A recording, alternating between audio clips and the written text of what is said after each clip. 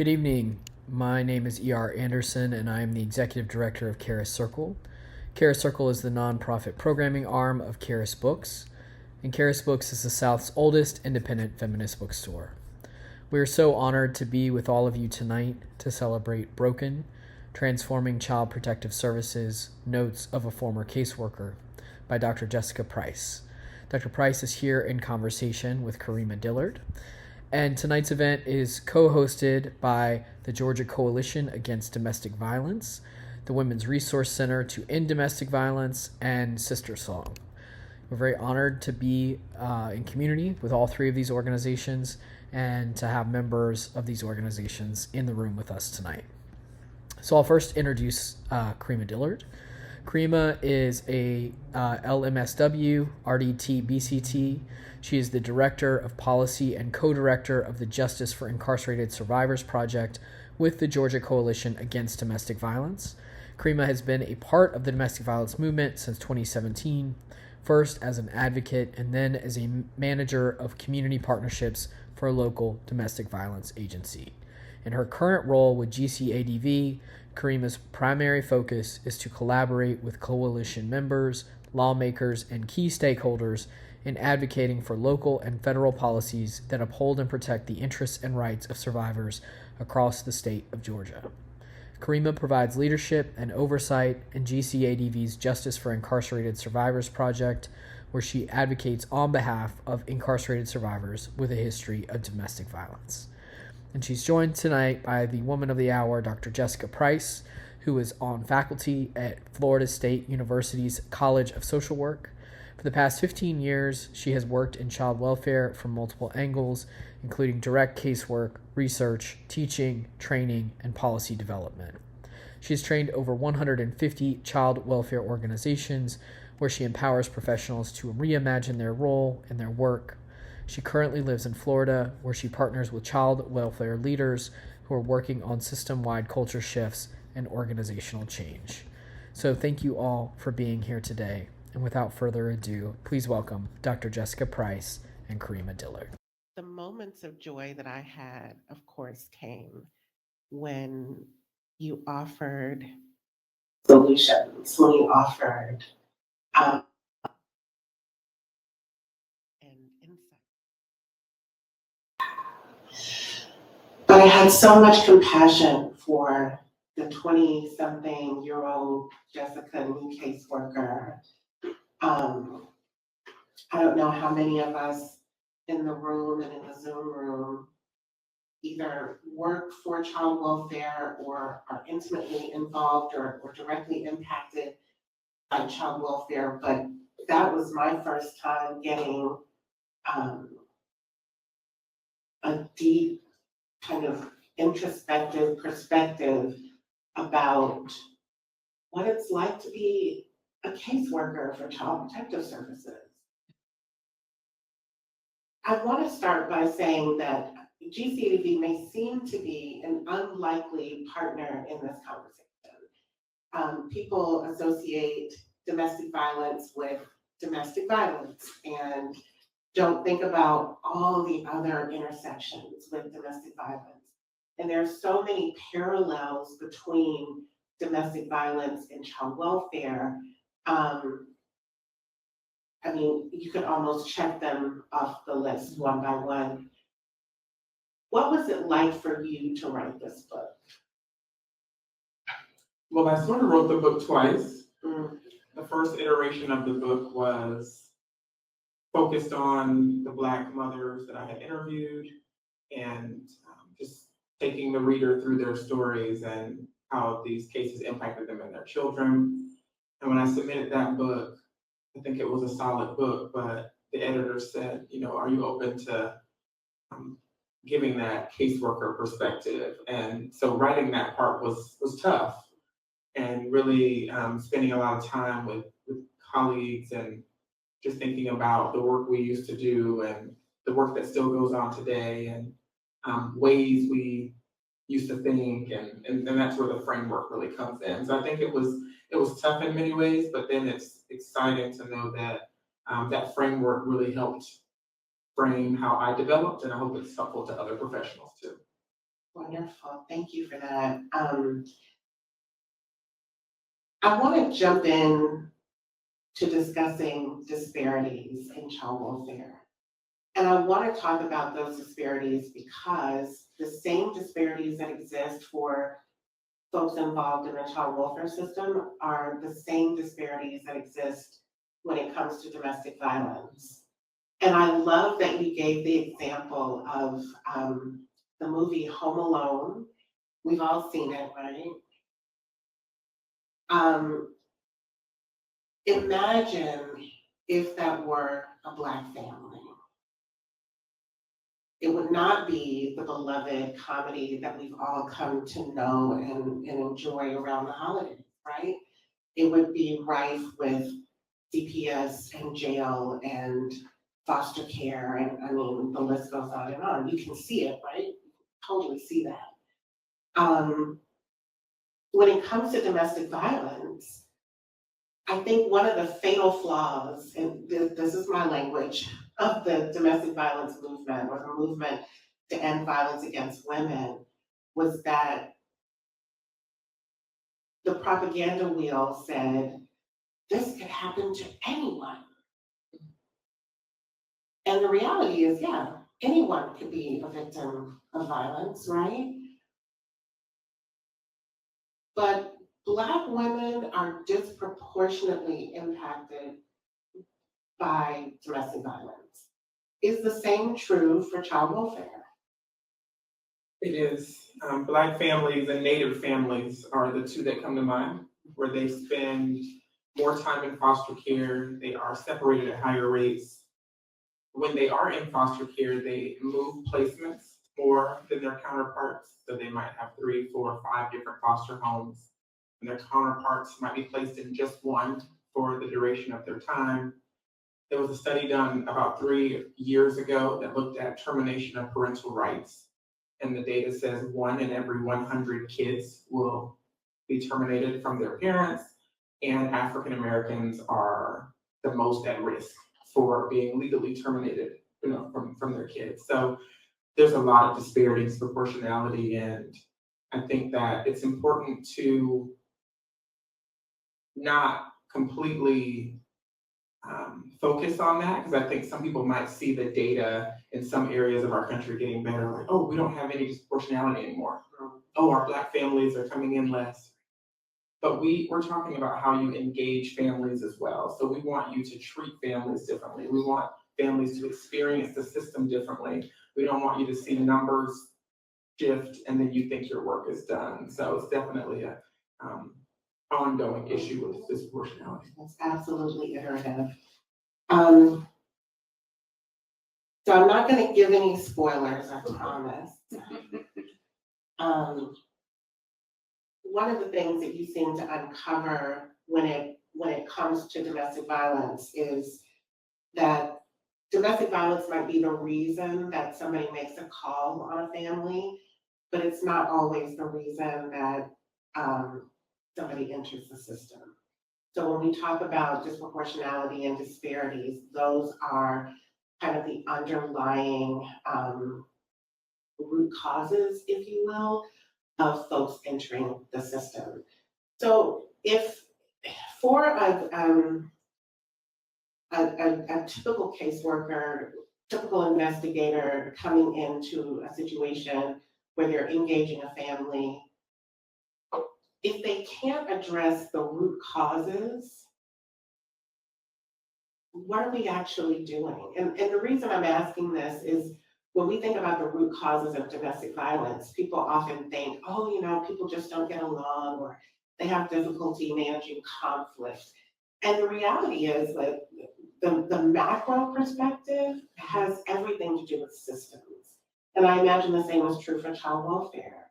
So how does a person working within the system with knowledge that there's systemic inequity and disparity and disproportionality, how do they reconcile their job with what they understand about what impacts these two professions or two institutions? I think I'm tracking. I think I understand what you're asking. So what comes to mind is something I wrote in the book, where child welfare professionals are often gridlocked at what the system requires of them and what families deserve from them. And I know we're going to talk about moral injury at some point, but it's particularly when you think about DV, it's so complex. And I know half of this room knows more about it than I do, but as a former CPS worker, when I had domestic violence cases, I think that we were hyper focused on, what has this child witnessed? What has this child seen? What is happening with the child? And what we're really trying to expand is child and family. How do we keep the child and the family safe? How do we strengthen the family so that they can care for their child? We don't want to look at mom and in that moment ask questions of her that we couldn't answer on our best day, right? Can you get a TPO? Can you get a restraining order? Can you leave this house tonight? Are you going to protect your kids from him? Are you leaving him? Are you divorced? All these questions that are bombarding a person that, as again, many of you know, is dealing with layers of oppression and manipulation and violence. So I think that's where it overlaps. When we get these cases, we want to protect the child, but we often put this undue stress or pressure on a person that's dealing with their own victimhood as well. So I put in the book, we're trying to figure out who's the victim. Is it the child? Is it the mom? But again, we have to expand what we're doing in child welfare. So how do we strengthen this family unit? I was going to ask you about that, because you do write about, from a CPS worker, the victim is the child. From a DV perspective, the victim may be the mom and the child. When you come into a CPS investigation and you see multiple victims, who's the priority? And the CPS worker would say, well, it's the child. You have an exchange in the book, and I'm not going to give too much away. I'll just say that it's between you as an off-duty, quote unquote, CPS investigator / mandated reporter and a victim of domestic violence. And I'm just going to read a little bit of it here.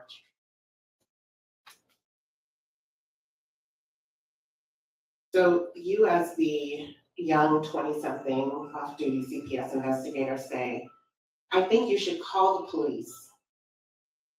And the victim says, nah, how the police are, they'll probably arrest him, and this whole thing is going to get even worse.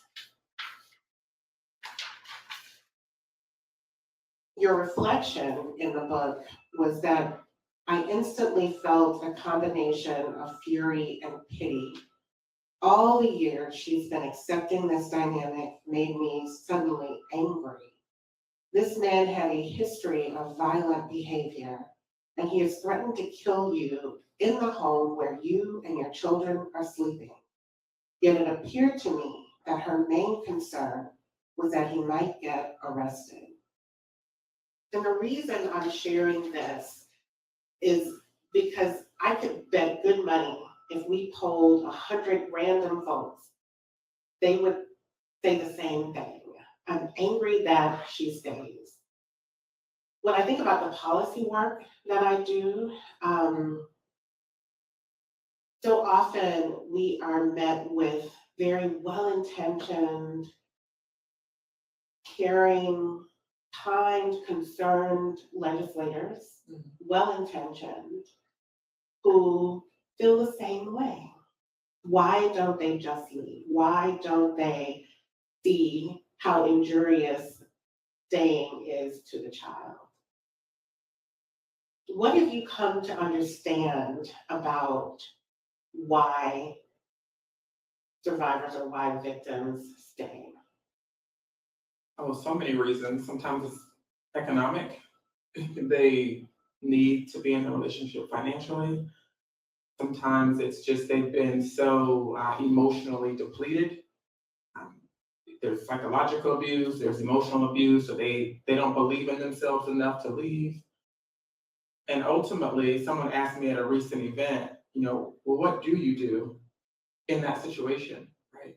Because the children are in a deleterious situation, and so is the mom.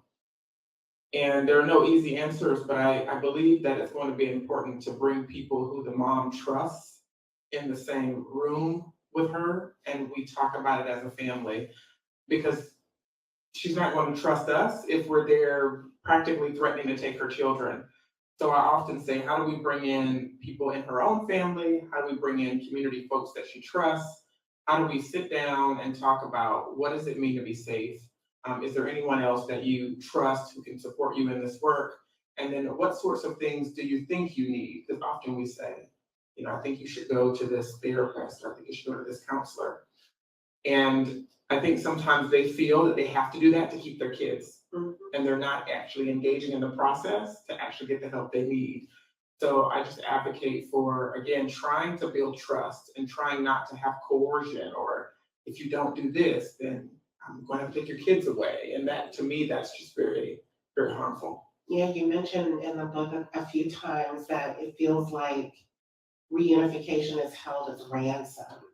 If you don't complete all of these varied and sundry voluntary activities that we're asking you, quote unquote, to do, then you may not get your child. You may not. So I get it that they would do whatever it took to make sure that they can keep their child. You mentioned something just now that was so compelling, and I feel like for advocates in the room, we go through this too. We have a prescription of services. We provide counseling, shelter, transitional housing, legal advocacy, so on and so forth. But what if I need a washing machine? If supervision is an issue, you're saying I'm not there to supervise my kids, give me a washing machine. And I can be home, I can cook dinner, I can help with the homework, et cetera, et cetera. But we don't have a washing machine. We have housing and shelter and all these other things that may also be helpful, but you're telling me you need a washing machine and I can't deliver. Does that happen in child welfare? Like, you have those services that use, those typical case plans that you work. What if somebody really did just need a washing machine or need a bus ticket to go to grandma's house? Yeah, it happens all the time. I think that, we're really advocating for trying to create relevance in the case plan tasks, but many of the case plans look a lot alike. At the top of the list is generally going to parenting class. And just yesterday, someone said to me, well, what's wrong with parenting class? And my answer was nothing. But all of the issues can't be a parenting issue. So if we think everything is a parenting issue, then what is that standard? What is that definition? What is that presupposition that we have about what parenting should look like? And how are we putting that on every single parent that we see that comes in the system? It just can't be. Absolutely. It just can't be. 100%. And it also makes me wonder, when domestic violence was professionalized. So if you think about like the beginnings of the violence against women movement, it was mainly led by survivors. Survivors were running the support group. Survivors were bringing folks into refuges or finding a place for them to stay. And then about the 70s or 80s, it became a profession. You can be a professional caseworker. You can be in LMSW and all the things. Now we have some standards, some professional standards. And we felt this shift happen in the movement where it's no longer my peer helping me, it's this professional helping me. And it absolutely changed the dynamic between the survivor and the caseworker. Have you seen the same thing be true in child welfare? What's coming to mind is a strategy that some areas are using to sort of bring this idea of sharing power. So they're asking mothers that have been through CPS to become parent partners, so that parents that are going through it now have a peer, now have someone that they relate to, that they trust, that they can walk them through what the issues are. So many of the moms that I interviewed for my book, they felt like the process was really just mystifying. And, maybe the caseworker came and they talked to you for half an hour, but there's so much coming at you, it just didn't make sense. It's not adding up. and you're expected to do something tomorrow and the next day and the next week, and they just felt overwhelmed. So these parent partners in some parts of our country are supposed to be sort of that go-between to say, okay, let's look at what that caseworker just gave you and let's talk through it again, peer to peer. That's what came to mind when you talked about that. Oh, that's interesting. I hadn't known that. So it sounds like it's always been professional. It's professionalized, always. So interesting. So I wanted to ask you about outcomes for, you mentioned earlier that African American children are removed more often than their counterparts. What are some of the outcomes of children who have been removed from their families? So about 3 years ago, there was a paper released, and I was able to get an advanced version of it and write my thoughts about it, but it was talking about this very thing. What is the difference between kids that are taken out of their homes and placed in foster care versus kids that are left in their homes and they're provided with wraparound services? And the report is called The Trauma of Family Separation. And it showed that a lot of youth that are taken out of their homes have issues with reactive attachment disorder. They have behavioral issues, they have emotional disturbances. They, unfortunately, especially in some parts of our country, it becomes this pipeline into human trafficking. Like human traffickers are targeting group homes, and a lot of youth are going into group homes. They started to see these outcomes where these kids are being taken, but then they're ending up in more awful situations. There was also educational disparity, foster youth that continue in school, their grades start to fail, their behavior starts to spiral. And then they compared that to youth that stay with their parents and have help and have support. And they just fared very differently. And it looked over 3 decades of data. So it was very jarring. It's like we knew it intuitively, but then to see this comparison was really, really something. And there's also that foster care to prison pipeline too, and higher rates of PTSD and anxiety and depression. And yet, the children are still being removed at higher rates. Let's talk a little bit about why. You talk a lot about mandated reporting. For those of you in the Zoom room and those of you in the space here, if you're a mandated reporter, raise your hand. Yeah, that's like about half of us, right? So I'll have to tell you, and I hope my wife doesn't mind, but our family recently expanded, and we've welcomed in our niece and her 2 small children. So between the adults in the home, we've got 10 degrees, we're all mandated reporters, we've got a special ed teacher, a social worker, and a licensed professional counselor. It sounds like the beginnings of a really bad joke, right? But we also have a child who has special needs, and he will be receiving in-home therapy soon. And I started reading your book, and I almost hyperventilated. Because the first thing that came to mind was, oh gosh, we're gonna have another mandated reporter in our house, hours and hours a week. This child is rambunctious and jumps and runs and slides and slips and falls, and you look at his legs and he's got little bruises everywhere, and you're just like, oh my God. And you say in the book that Black women, particularly who have intersecting identities, who seek help from agencies, expose themselves to a barrage of mandated reporters. Can we talk about mandated reporting? Why is there mandated reporting, and what is it? Yeah, this is a hot topic. Yeah. So yes. Mandated reporting became a thing in 1974. And it requires that if you have some sort of suspicion that a child is being abused, you should call there's usually a 1-800 number for each state. And then they will, if they accept the case, they'll deploy an investigator to go out and figure out what's going on with that child. And when you think about it, it makes sense. I mean, they wanted to make sure that people that interface with children regularly had someone to call if something was happening to that child. So I do understand why it was created, but it has become known to us mainly from Dr. Dorothy Roberts. She writes about this a lot. She uses the term an over surveillance of certain families.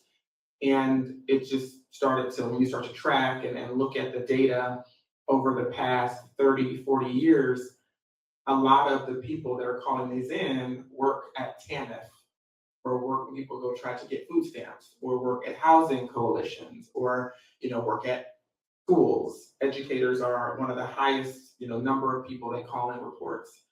So we realized that there were some families that are over surveilled in certain communities and in certain places.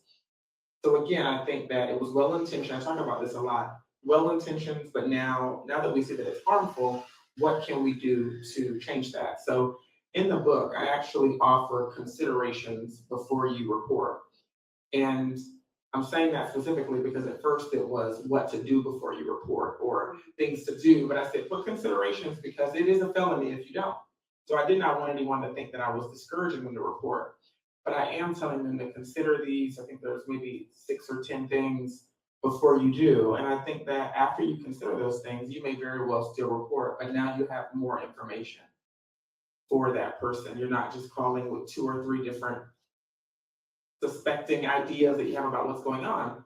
But a couple of those considerations are, do you know the family personally? Do you know of anything that's happened in this family's life in the last 6 months that might be contributing to what you're noticing? Have you talked to the parents, particularly in education systems? Also, I think I put something like, if this family had blank, your concern would be resolved, because now you're doing an exercise of what resources could help. So I think that mandated reporting is here.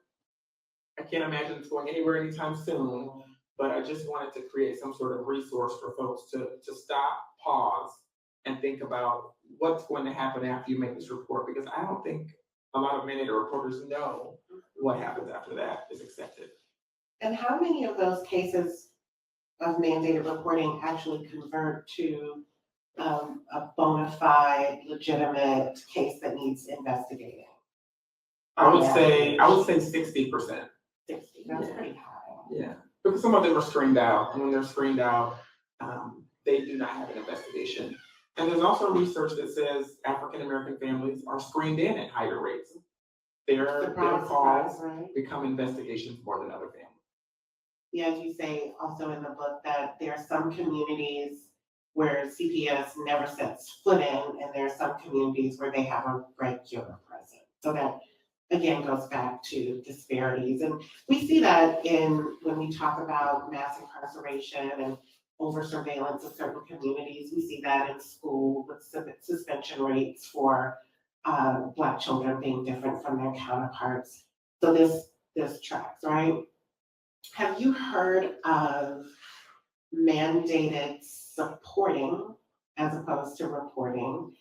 And it sounds like, I feel like you've already answered this question, but it sounds like you can't foresee a scenario in which mandated reporting would not exist. I don't want to be pessimistic, but I know a lot of great people that have been trying to get it amended or removed, or just trying to get a lot of things changed in it, and it just hasn't budged. So we're trying to go in a different way and trying to educate mandated reporters, creating mandated reporting training.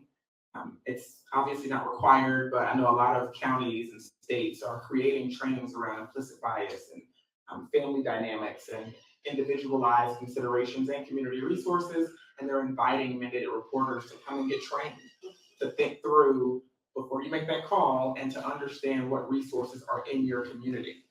Because I know that some mandated reporters make that call because there may not be any resources and they don't know of them. So we're just trying to equip mandated reporters in a different way, and also for them to see themselves as supporters. But the thing about being a mandated supporter is communities have to change. And we talk about the fact that we want it to be easier for you to support your neighbor than report them. Yes. Because right now, it's easy to call that number. And you might look out your window and see a child and you get concerned. And instead of walking over to say, oh, how are things? So, it's just easier to pick up the phone. And we want to change the dynamics of communities. I mean, I don't know about you all, but there are some people that live in communities and don't know their neighbors. They don't know anyone. And I think communities just have changed since I grew up in my community. And I talk about that in the book, the sort of community that I grew up in, where it would be strange for someone to call CPS on someone else. Totally. When we think about bias and not being resourced, and I'm going back to lawmakers here for a moment this year. So we're right at the tail end of our legislative session this year. And one of the bills that we really worked hard on with one of our well-intentioned lawmakers was the cruelty to children in the second and third degree. So again, I really do believe lawmakers really are well-intentioned. And I don't think anybody would tell you that they don't want to protect children. So there was a bill that amended the cruelty to children in the second and third degree to say that if you intentionally or unintentionally allow a child to witness a forcible felony, then you could be charged with cruelty to children. So if you think about it in its broadest sense, our legal director gave this scenario, which I think is perfect. So you're sitting at the gas station, your child is in the backseat of your car, somebody carjacks you, your child witnessed it, you unintentionally allowed it, so now I'm a victim of carjacking and now I'm gonna be charged with child cruelty in a second because I unintentionally, so we worked really hard with that lawmaker to show all of the unintended consequences, particularly for victims of domestic violence, because the fear that we had, of course, is that law enforcement would go to the home and say, okay, so this is the third time I've been called out here. Now you know that he's abusive, and I apologize that this is so gendered. The vast majority of victims are women, but absolutely men, women, gender non-conforming folks, everybody can be, oh wow, look at that. I was about to say everybody can be a victim, but we know that some folks are disproportionately victimized. Anyway, so we worked with him to see the unintended consequences to domestic violence victims. That law enforcement agent could come in and say, well, you know that they're violent, you knew that this could be a possibility, so you have unintentionally allowed your child to witness this violence, so now you're going to jail. And he was horrified when he realized that that was an unintended consequence, and he did everything we asked him to do. And now the bill has nothing to do with that at all. And we were really proud of that. But I mean, we came really close. And as it stands, and I know that domestic violence advocates in the room and in the Zoom room can attest, victims of domestic violence are already having a hard time when a child is exposed to violence. And we know what the ACEs are. We know that the outcomes for children who witness violence are the same as ones that you've already outlined for child welfare, child removal. When you think of policies that could positively impact child welfare, what comes to mind for you? Well, there's a big push right now towards kinship care. Kinship care is if a child can't stay in their home because they've been hurt. As a former caseworker, there are situations that you see and kids are hurt and you do have to take that child out of the home. When that does happen, we are trying to rally people to find family members or what we're calling familial kin, right? A best friend, a godmother, teachers have stepped up. We want you to place that child, as we say, with someone who already knows and already loves them. Because the belonging research, the studies on belonging say that children thrive more when they feel like they belong. So I think if there were some policy changes toward, making sure our best effort, exhaustive effort, resources are placed in the kinship care would be transformational. There are a lot of things going on with kinship care right now, a lot of innovative practices and projects and programs right now, but there isn't this universal shift of funding per se, right? Where from now on, just like the foster parent gets this source of resource, so will grandma, so will aunt, so will uncle. That doesn't exist in uniformity. And I think that's the first thing that comes to mind when you say what policy can help. I mean, grandma can take the child now, but now grandma's stressed. And now she doesn't have the support she needs. And I think that's what one of the issues are. I'm so glad you said that. We've been talking a lot about kinship care here in Georgia, because as you mentioned, they get families who decide to step up and step in and take care of the child get far less resources than a stranger who steps up and steps in to take care of a child. Further, CPS requires child support involvement from the parent, right? So if I'm grandma and I'm taking care of the child, then mom has to pay me child support, right? In some states, yes. And if a foster family is taking care of the child, then the parent is supposed to pay defects, Yes. child support. In some states, In yes. some states, Georgia being one. So when we think about who is benefiting here, you say in the book, in one state, and I can't remember which it is, folks were getting bonuses when children were adopted. I can't wrap my brain around it. So not when we reunify a family, but if a child is successfully adopted out of the system, the parent has lost all of their parental rights, we get rewarded. I can't wrap my brain around it. Like, what is? Yeah, it was stunning to me too. I was at a conference and a former caseworker, she was doing a presentation and my jaw sort of dropped as well. And she said that moral conflict really became an issue for her when she got her first bonus for finalizing adoption. And she thought, oh, wow, like this is why people are going to want to continue to do this. So it was a stunning thing for me too, to hear her say that. And that was sort of the beginning of her exit from the field as well. It's like incentivizing family separation. Yes. Okay, so let's do the moral math here. And you talk about this so beautifully in the book about the real serious moral injury that happens when the wide-eyed, eager to help caseworker has this moment of cognitive dissonance where you can't pretend that you didn't see what you saw.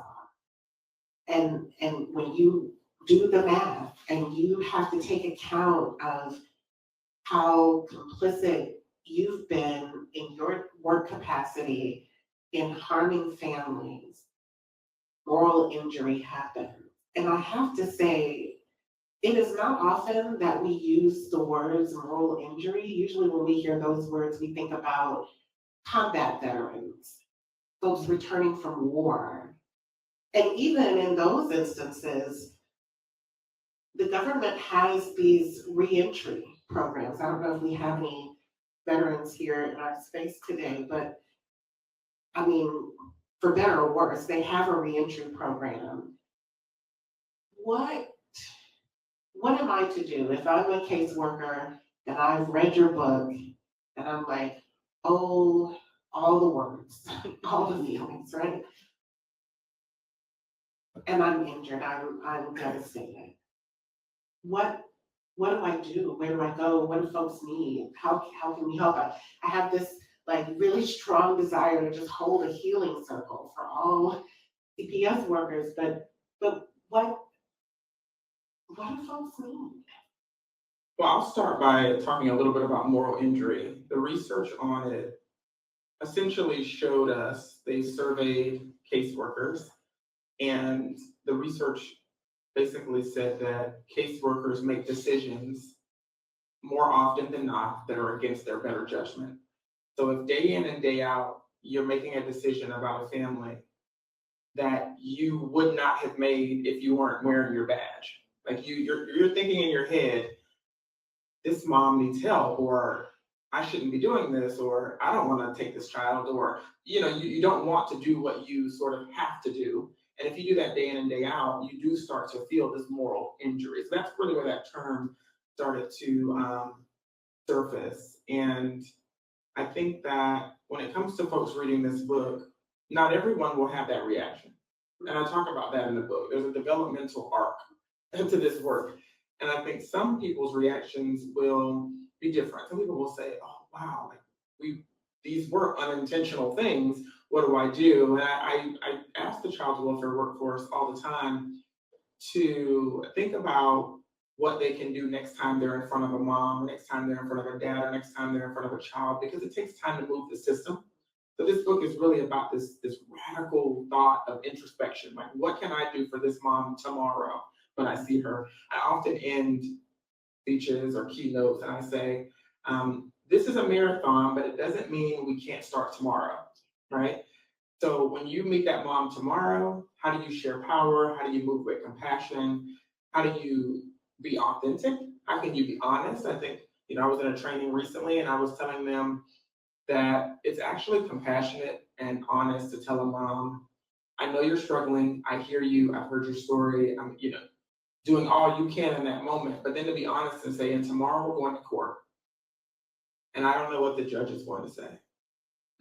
But I see what you've tried to do. I'm going to advocate for what you've been trying to do. I'm going to give it my all, but I can't tell you what's going to happen tomorrow. That's someone who is taking the time to say, I see you human to human, but you're not spinning this false web of, I'm in your corner, but then tomorrow I'm out of your corner. Well, and I think that that's going to be important, just to be authentic. And again, human to human, that chasm between us versus them is an issue. If you look at a client and you say, that could never be me, that could never be anybody I know, I'm telling you it can be. And I talk about that in the book, because that became a huge issue for me, where it started to catapult me into my development when CPS started to impact the people in my life, in my personal bubble. And then all at once I realized that these child welfare professionals are incredibly hardworking and doing exactly their jobs. And then I saw the harm it did directly to the people I cared about. And I couldn't unsee it, like you just said. Yeah. We were talking before we started about the Gabriel Fernandez case. Is anybody familiar with that? Some of us saw it on Netflix. You might have heard about it. I'm not going to get into the details of the case, but I feel like there was this really clear demarcation between like the time before Gabriel Fernandez and the time after. But I feel like as social workers, and I myself am also a social worker, I feel like the fear that something that horrible and tragic could happen on our watch made us a lot more overdetermined in our roles. And what I mean by that is, when you ask somebody, hi, what do you do? Usually they'll say, well, I am, and I just said it. I said I am a social worker, right? And you really become wedded to that and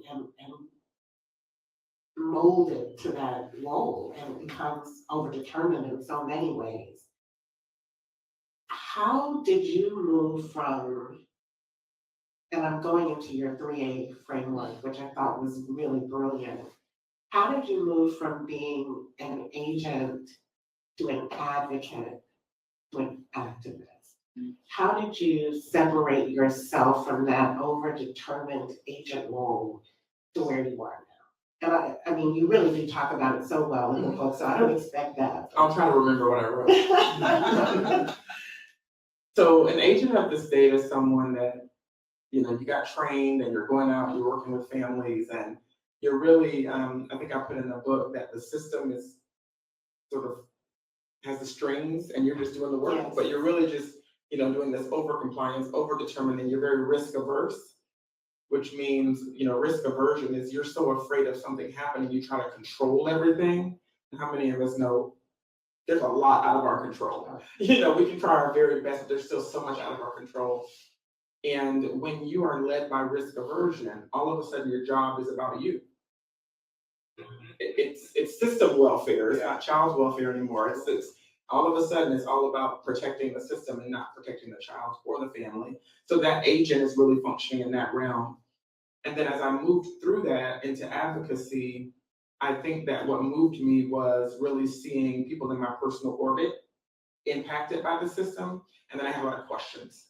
And I think as an advocate, you start to ask yourself questions. Why am I doing it this way? Why did I just say what I said? Why did I think that thought when I saw this mom? So now you're looking at what you're doing in a different way, and now you're in that advocacy role. But as I describe in the book, sometimes we get stuck in advocacy. Sometimes that is really the status quo. You know, you feel like I'm an advocate, so you sort of stop there, and you don't ruffle any feathers, but you are waking up, so to speak, right? You're like, something isn't right, but I don't want to say too much. And I think that's where I was for quite a while. And I think the next jump was really, you know, I think I called it being an activist for social justice. And when I do trainings and I talk about this, some people feel like when you're an activist for social justice, that's synonymous with letting kids get hurt and not keeping kids safe. But when you're an activist for social justice, you believe in accountability. If a child is hurt, you want someone held accountable. You want the child to be with family. You want to have exhaustive efforts to strengthen that home wherever you place the child.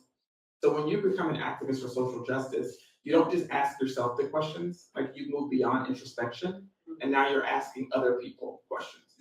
You're asking your system partners, like, why do 60% of your educators call the hotline every year and report kids in their class? Why does this keep happening? Like, why? You start to ask your partners questions that you've been asking yourself for so long. And I think that's when you start to really activate, you know, your work in the justice sphere. So you talk about Jenga, y'all. Anybody play Jenga? Love it, right? So you talk about how thinking about your role as an activist for social justice, you talk about there needing to be a fundamental shift in child welfare. And you use Jenga as an example, and I really want you to help me understand the one single value or assumption or belief that revolutionizing CPS would need to be. Like, you talk about that one, like, instead of it being, well, you can say it better than me, but what is that one piece that's missing that would revolutionize CPS? Yeah, I don't know if it's just one piece, but I know what you're talking about. So Jenga, people raise their hands in here to say they play Jenga. And essentially the parallel I tried to draw with Jenga is the point of the game is to move a block and put it back on the same system of Jenga. And I was playing with my niece once, and it became like glaring at me, this metaphor where we do that in child welfare. We move pieces from here to there, we move programs, we rally for funding, we add resources, we evaluate programs, we put it back on the same system, and we barely ever touch the bottom block because we're afraid what will happen. The system will fall. And frankly, you know, being brave enough to be pulling those fundamental blocks from the bottom and letting it all fall down means that we have to tap into bravery to rebuild the system, and that's scary for us. So that was the Jenga analogy.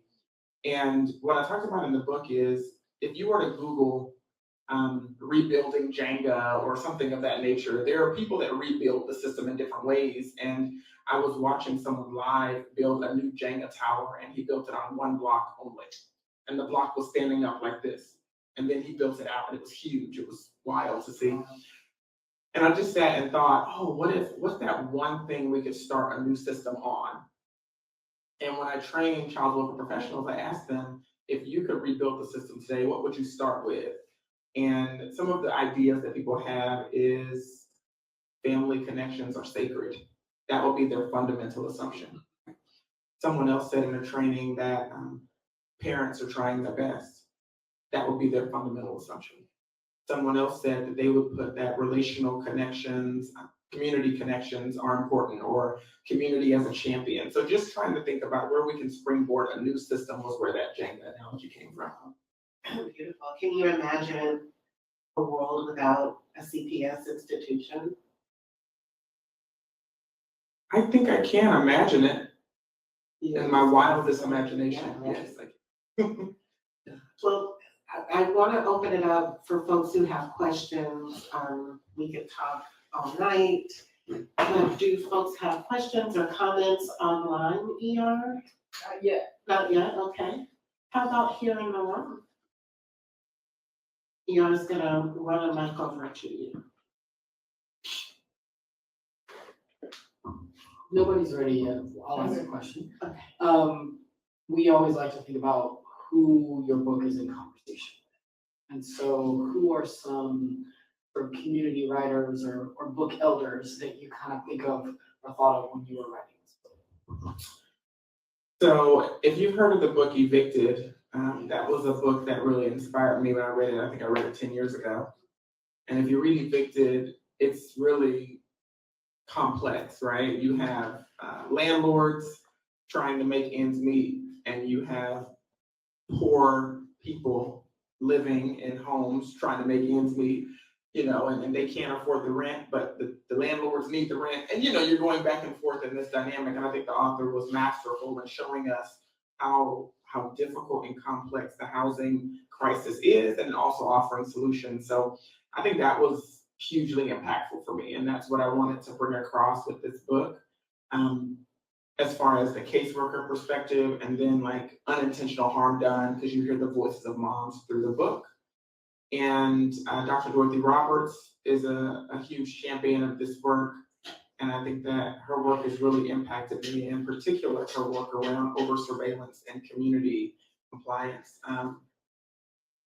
And next, I will say Just Mercy was a hugely impactful book for me, Brian Stevenson. And as I read through his book, I saw his development in his profession from a legal intern, I think, and all the way through the work he's doing today. And I hope that's also shown through my arc, right, my development. And I think that they didn't need to see my development to see that they can change, but I hope that they now feel like, oh, I don't have to stay at this place. There's places to go with child welfare. I don't have to continue to do the work the way I'm doing it now. There's a different way to do it.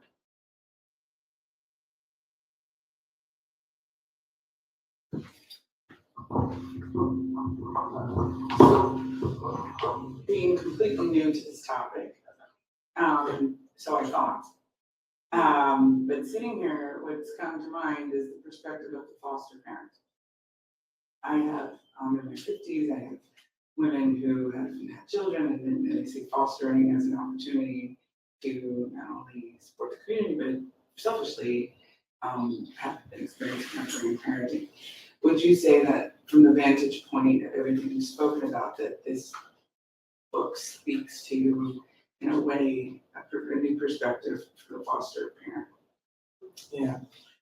Thank you. So I will say, first of all, thank you to every foster parent out there. I know that your work is not easy either, but I will say that there is a push to train foster parents differently, and so that they can see themselves as a part of the plan to reunify the family. So I think that isn't always the case. Sometimes in many cases, even the ones in my book, the foster parents were really seen as the goal of permanency. Like we're going to work. We're going to try to get this child to stay right here with you forever.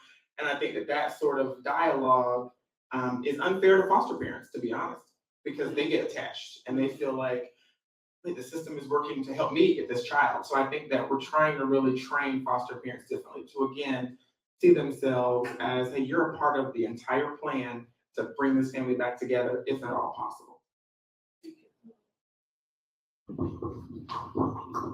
I'm gonna get surprised that I want to speak. I hardly ever speak at things. But I didn't think I was gonna have so many aha moments listening to you speak today. But watching Karima read your book over these last few weeks and listening to her and just really talking it out was really interesting. But listening to you, I'm a special education teacher, a high school special education teacher, and there are so many things that we have in common. So now I really need to read the book, right? And then when you mentioned Just Mercy, like we just finished watching the movie today with the kids.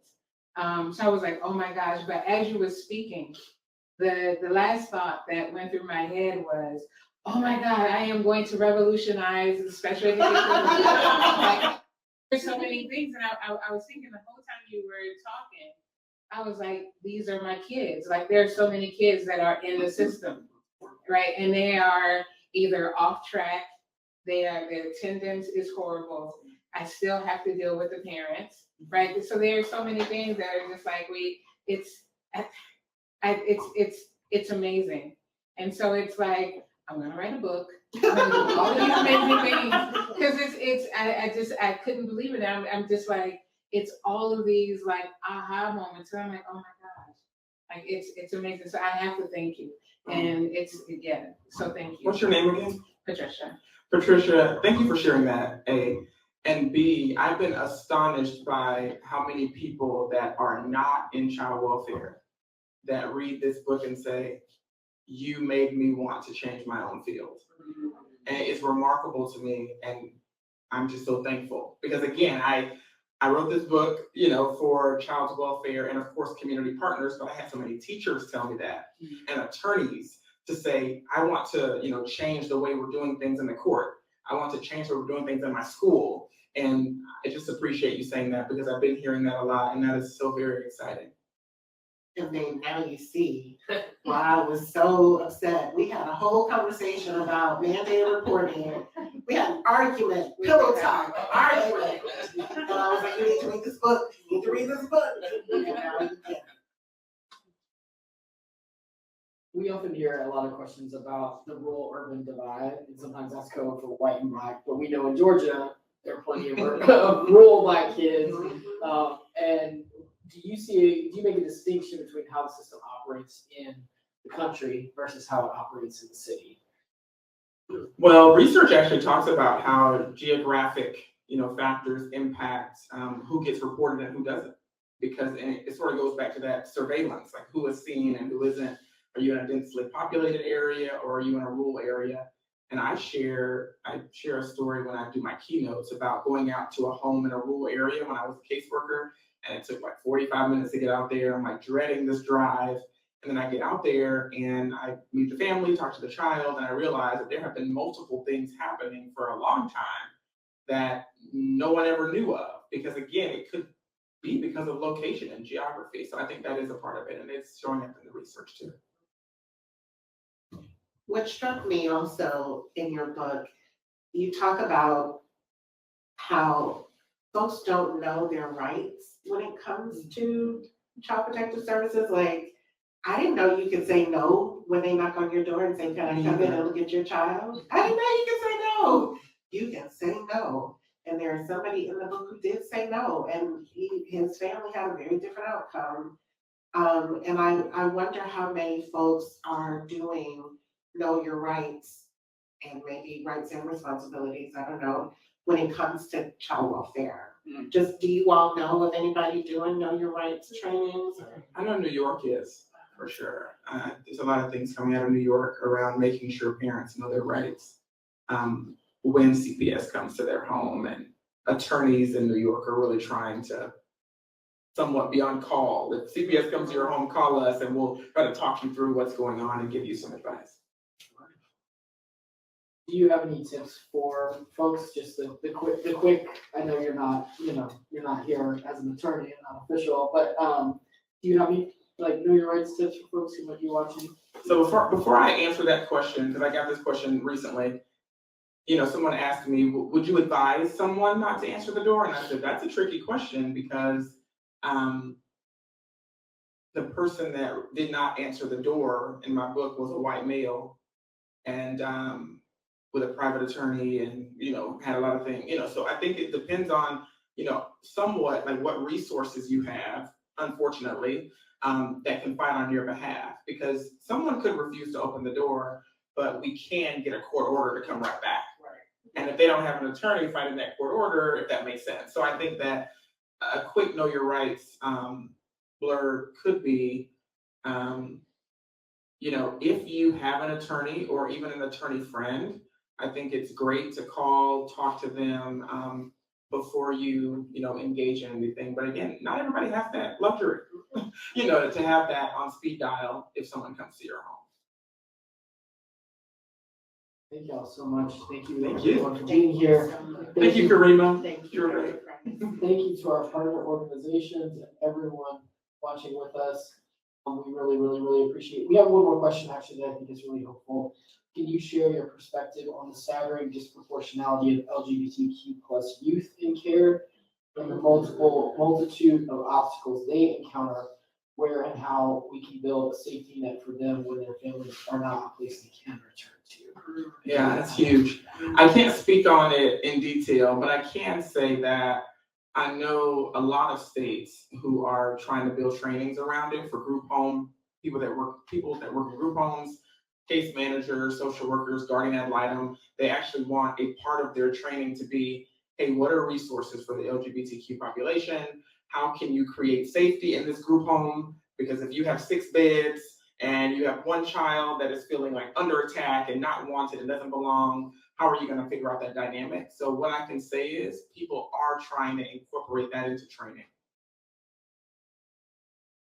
All right, so for everyone who's watching at home, you can click the teal button at the bottom center of the screen to buy broken transforming child protective services from Caris Books and More. It really does help us when you buy your books from us. We appreciate you spending your evening with us. Thank you so much for being with us. And for everyone who is physically here with us, you can buy your books and get them signed by Dr. Pryce.